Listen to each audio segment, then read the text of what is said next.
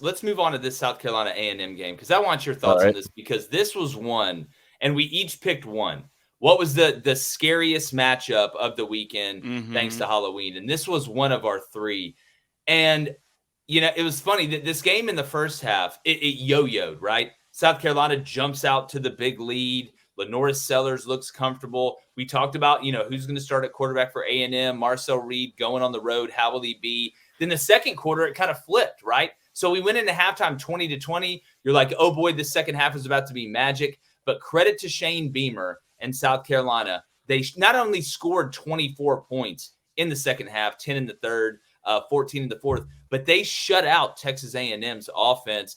And we always talk about balance, right? In many different forms. Balance as a team, complementary football, special teams, defense, offense. Balance as an offense, right? Being able to run the ball, pass the ball, pitch backwards, be unpredictable on any down in any situation like a good pitcher. But I want to throw these numbers at you real quick.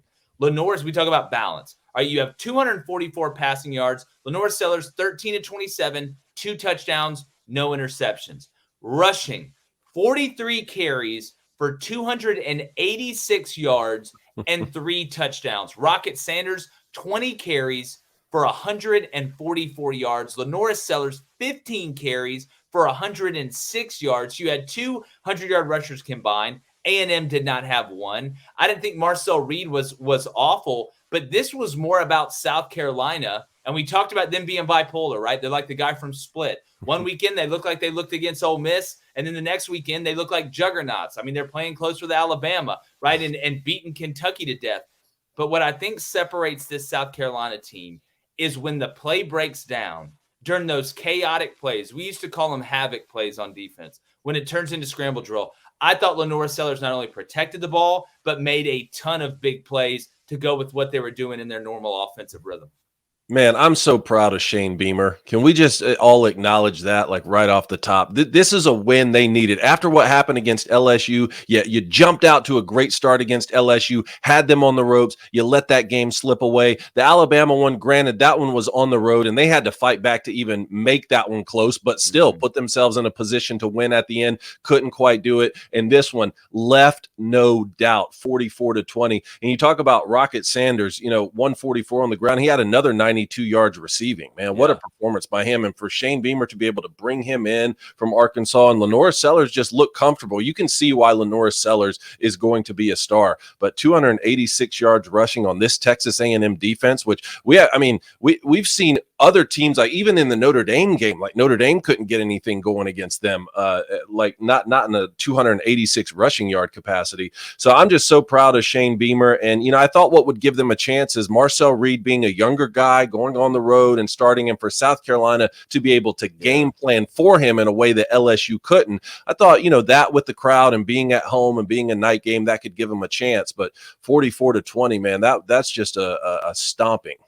Yeah, and I mean, Blaine, he talked about Rocket Sanders. Joshua Simon had 4 catches for $132 and 2 touchdowns. Let me, if you're and I know South Carolina fans are excited right now. What a day for them yesterday. You beat the shit out of Texas A&M, and Clemson loses at home against Louisville. I don't know if you could, outside of Miami, or not even Miami, but I don't know who else you could put on the list. It was almost a perfect day, or pretty much a perfect day if you're a South Carolina fan. But if you're an A&M fan going forward, you're 7-2. You're 5-1 in the conference.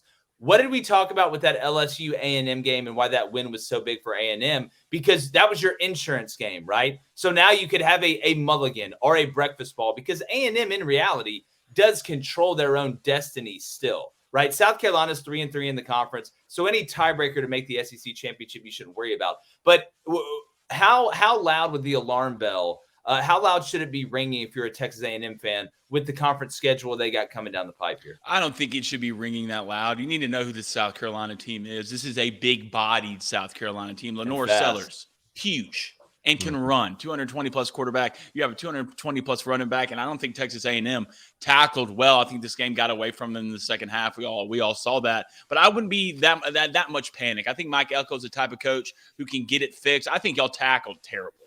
I think this is one of the worst tackling games from Texas A&M. And all credit to South Carolina. You're seeing South Carolina grow and what South Carolina can be. I thought the defenses somewhat showed up in big moments when it comes to sacks and getting to the quarterbacks and pressures. But if I'm Texas A&M, you have to remember you're in year what? Brother, you're in year 1. All right, so there should be no panic setting in at all. Look, it's tough week in, week out to go play in the SEC, and especially to go get wins against good teams. And right now, you just got beat up. South Carolina did what Texas A&M wanted to do, and they did it better. Texas A&M wants to play a physical brand of football. That's what they're about. South Carolina walked in and was the more physical team throughout the game. And, David, looking ahead, and again, Shane Beamer, and we'll see what happens at the end of the year. He isn't going anywhere. So any of the talk of that, I think you can kind of put that to bed, especially after this big win. I know they got some big games coming up, including that rivalry game with Clemson. But if you're A&M now, basically what this means is that if you want to make the college football playoff, right, because you already have 2 losses, and the SEC championship, you got to win out, but now you have to win the Texas game, right? Yep. We talked about this scenario where if you won every game up to that, you could still clinch an SEC championship berth if you lost. Now you got to win out. Look, it was most likely going to come down to the Texas game anyway. There was going to be a scenario where you had to beat them. Now, maybe there was a slim chance where, you could lose to Texas. That's your only conference loss, and you still get into the SEC championship game. I mean, I don't see that happening anymore now that you have another conference loss.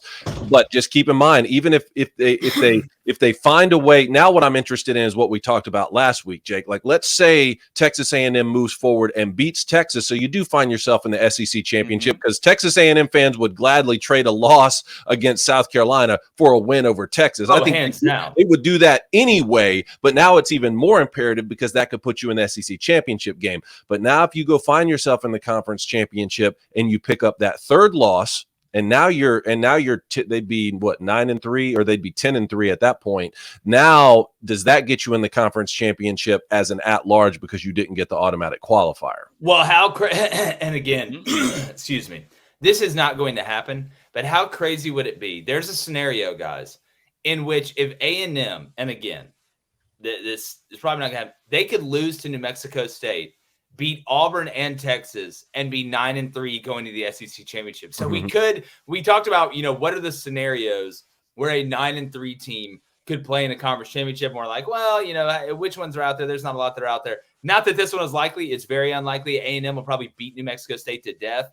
But, being a guy from Auburn, I don't sleep on that New Mexico State game. But thank goodness for them, Diego Pavia is not there.